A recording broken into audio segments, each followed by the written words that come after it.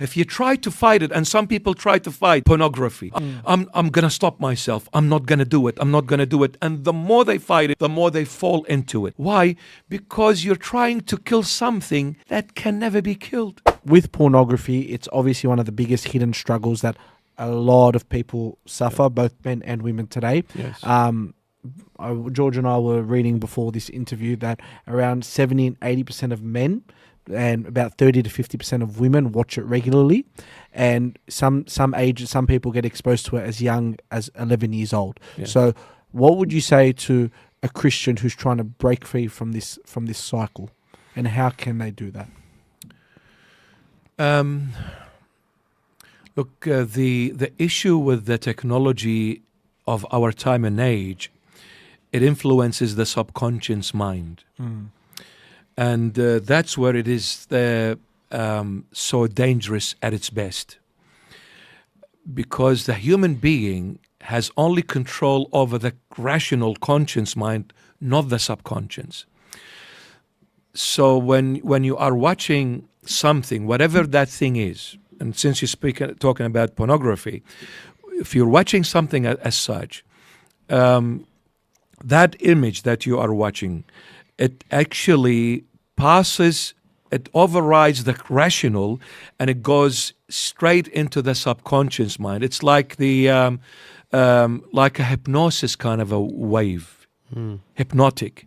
So watching a TV, or even on the mobile, on Facebook, on Instagram, whichever social media platform you're exposing yourself to.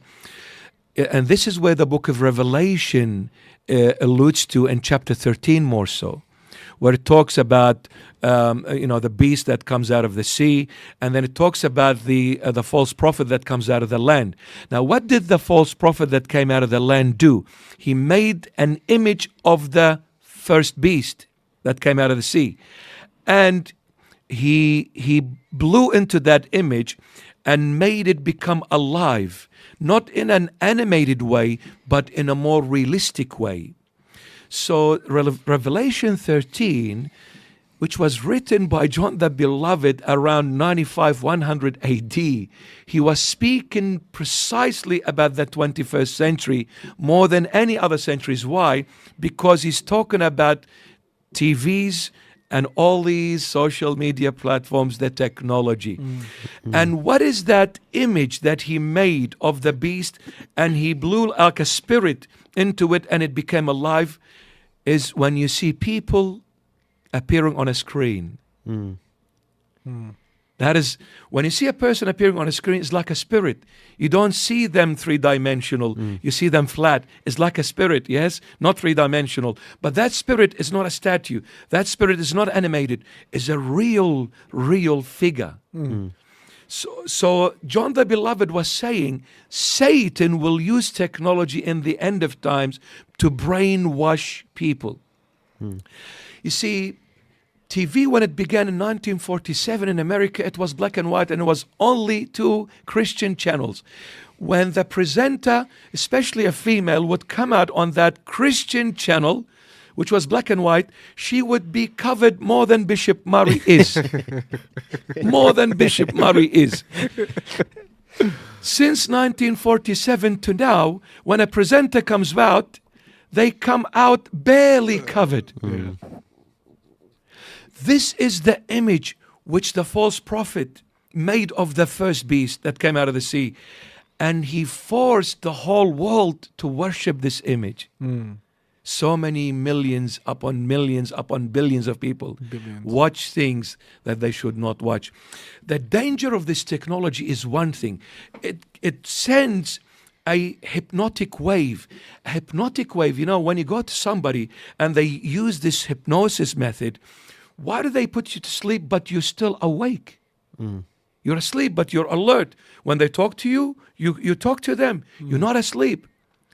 Why? Because they control your subconscious mind. They've shut down your rational mind for a moment. This technology, it does that hypnotic approach exactly.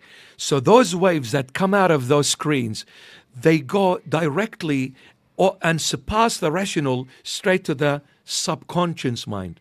Now, since we don't have, as human beings, direct control to the subconscious, it begins to shape, form, and mold the subconscious mind, yet we have no control over that. The more we expose ourselves to things we should never expose ourselves to, the more it starts shaping the subconscious. Guess what?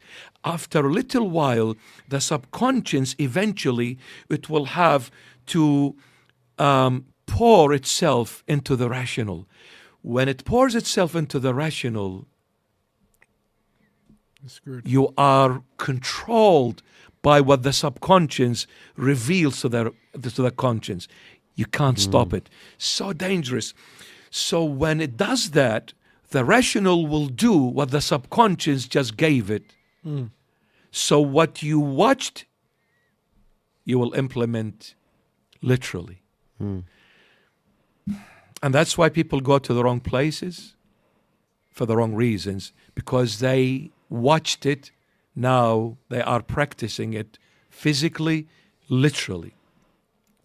And this is where St. Paul talks about this so beautifully in his epistle to the Romans chapter 12, when he says, "My brethren, I beseech you to offer your bodies as a living sacrifice." And then he says, "Do not be conformed to the world." What is the world? Evil. And why is it evil? Because the world is placed in the bosom of Satan. In the Greek translation, it is not placed in Satan, in his bosom. Not Satan is in control, but it is in the bosom of Satan, meaning he's embracing the world. You know, when you sit and you embrace something, you are so in control, you're so comfortable, that's it, you've got it. You don't need to work hard anymore. It is sitting in your lap. That's what Satan has done to the world. So he will put every poison to the world because he is the old snake. What do you get out of a snake? Nothing but poison.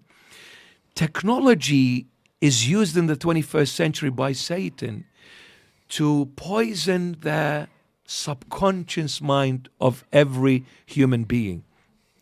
So St. Paul says, do not be conformed to the world. Don't be like the world, but rather transformed. And then the question is, St. Paul, how do I get transformed? How do I change from a worldly being into a spiritual being? How do I come out of this sick, filthy, evil world, St. Paul? He says, but rather be transformed by the renewing of your mind. Because that's where it all started. It started in the mind. You must go back to the mind by the renew of your mind. Now, the word renew is a compounded word.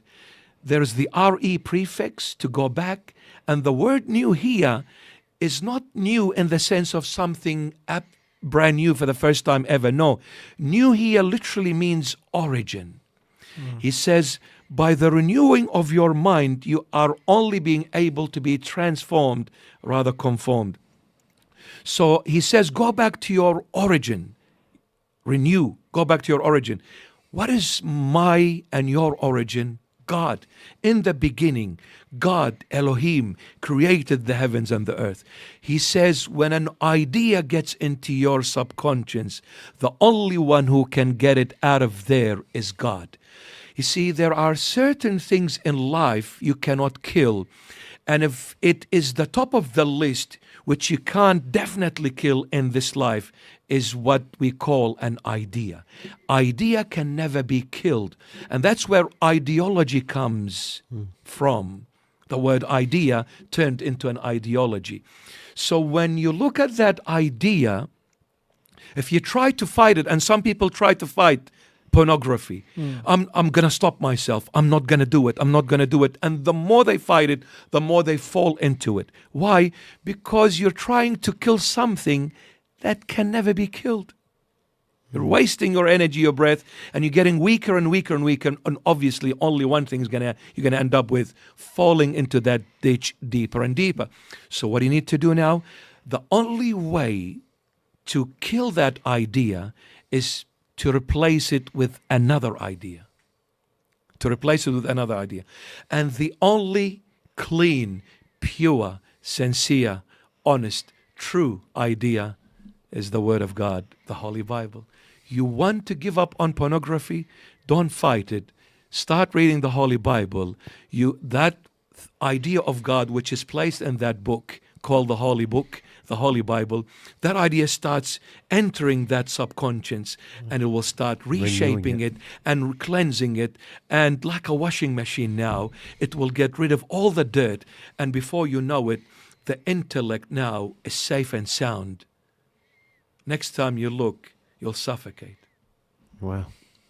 He says it's like a movie. When you ask him a question, he takes you from the start, gets you all the way through. Yeah. He made me just think of the whole thing now. But this is the only way. Absolutely.